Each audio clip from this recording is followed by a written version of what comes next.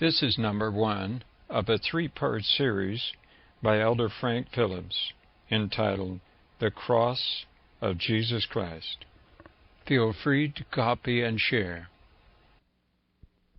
Trying to decide during the time that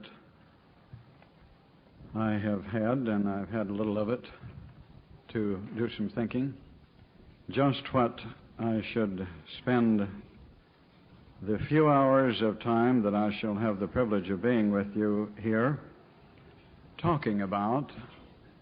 I have come to the conclusion that I ought to bring to you and feed my own soul and water my own soul with the message that God tells us that I should have been preaching about all the time.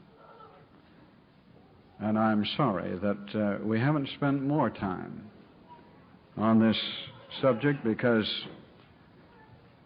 the subject that, and this wasn't planned, the subject that these folk just sang to us about is the subject of the message that I'd like to speak about, the cross of Jesus Christ.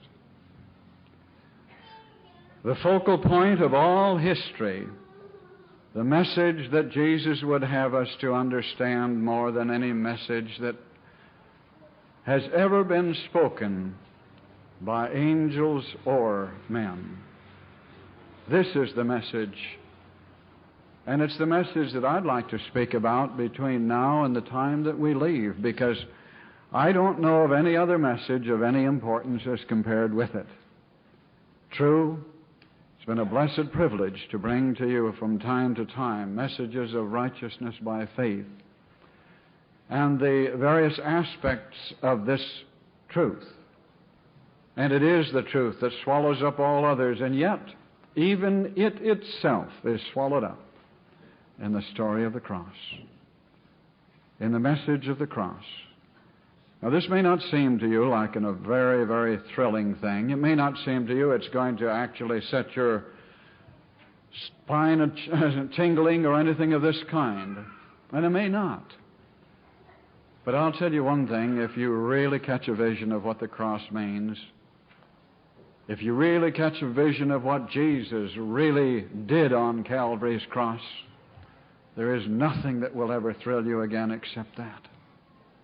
That message will sink so deeply into your life that everything else is measured inconsequential compared to it.